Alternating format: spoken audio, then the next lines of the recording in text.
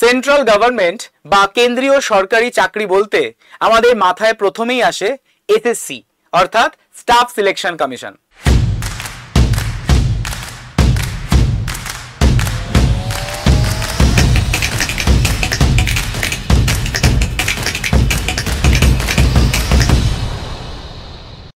তো staff selection কমিশনের যে রিক্রুটমেন্ট সেটি প্রতি বছরের ন্যায় হয়ে থাকে এবং সেটা প্রত্যেকটা সেগমেন্টে প্রত্যেকটা ডিপার্টমেন্টে, রাইট?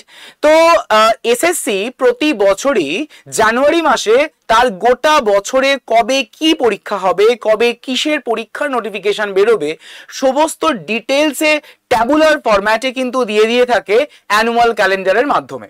এই বছরও তার কোনো ব্যতিক্রম হয়নি। জানুয়ারি মাসে এসএসসি বা স্টাফ সিলেকশন কমিশন দিয়ে দিয়েছিল পুরো গোটা বছরের ক্যালেন্ডার বা অ্যানুয়াল ক্যালেন্ডার। তো মাঝে অনেক আমরা দেখতে পেয়েছিলাম যে এসজিও কমপ্লেক্সের সামনে বা আমাদের এসএসসির অফিসের সামনে প্রচুর পরিমাণে দাঙ্গাঙ্গামা হয়েছে, অনেক কিছু নিয়ে যেখানে আন্দোলন চলেছে, যেখানে টিচার্স ইউনিয়ন, স্টুডেন্টস ইউনিয়ন পুরো সকলে মিলে কিন্তু এই প্রোটেস্টটিকে চালিয়েছিল বিভিন্ন কারণের জন্য। তো যার জন্য আলটিমেটলি কি করে আমাদের স্টাফ সিলেকশন কমিশন সেই অ্যানুয়াল ক্যালেন্ডারটিকে তুলে নিয়ে থাকে বা তুলে নেয়। কেন তুলে নেয় বা উইথড্র করে নেয়? সেই ক্যালেন্ডার অনুযায়ী আর এক্সামিনেশন হবে না। তো আমরা দেখতে পাচ্ছি যে এই স্টাফ সিলেকশন কমিশন কিন্তু আবারও জারি করে দিয়েছে তার নতুন বা রিভাইজড অ্যানুয়াল ক্যালেন্ডার। বাকি যেই সমস্ত পরীক্ষা রয়েছে এসএসসির সেই সমস্ত পরীক্ষা হবে এই নতুন অ্যানুয়াল ক্যালেন্ডারের মাধ্যমে বা এই অনুযায়ী।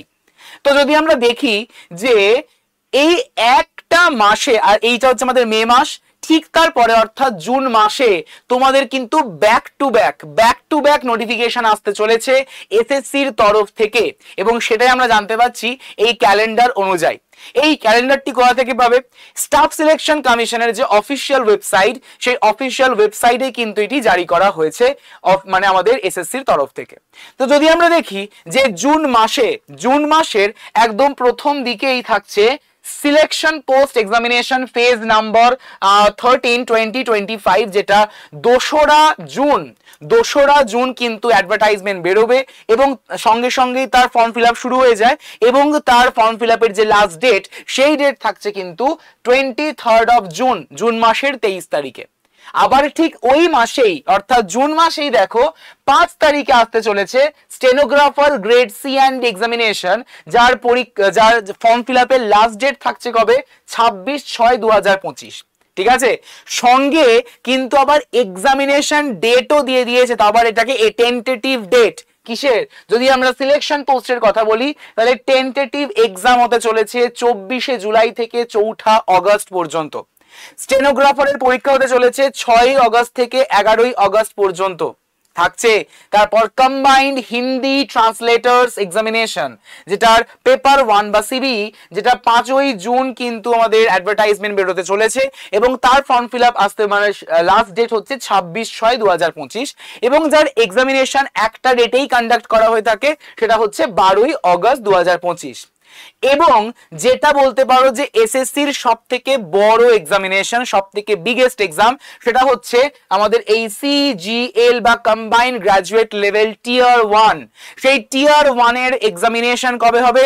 সেই টিয়ার 1 এর এক্সামিনেশন কিন্তু হতে চলেছে আমাদের 13ই অগস্ট থেকে 30শে অগস্ট পর্যন্ত। তুমি জাস্ট দেখো একটা জিনিস, পুরো back to back exam schedule করা। ঠিক আছে, মানে 24শে জুলাই থেকে 4ঠা অগস্ট, 6ই অগস্ট থেকে 11ই অগস্ট, তারপরে রয়েছে 12ই অগস্ট।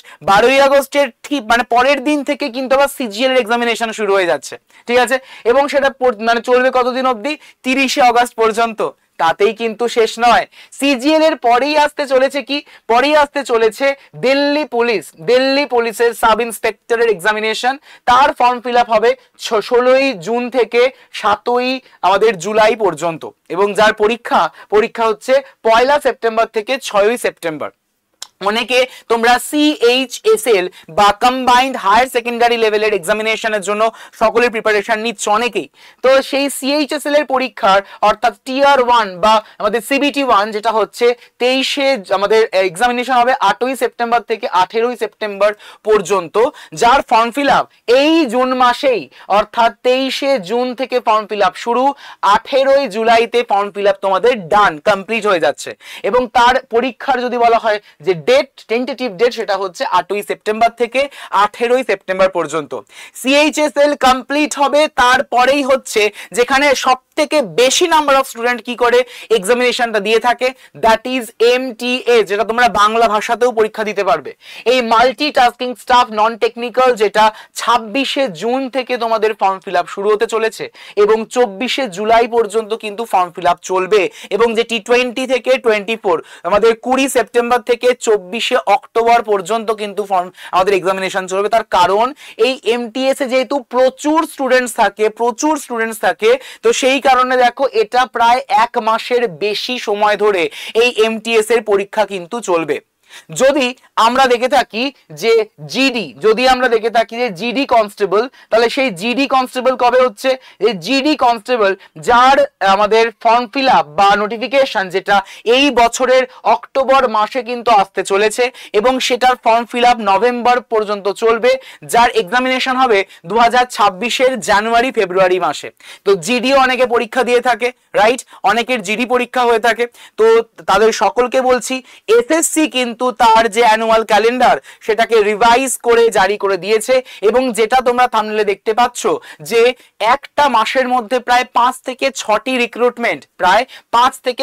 রিক্রুটমেন্ট কিন্তু রিক্রুটমেন্টের নোটিফিকেশন বেরোবে, ঠিক আছে? তো আবার ডিটেল নোটিফিকেশন এবং সেদিন থেকেই তোমাদের ফর্ম ফিল আপটা শুরু।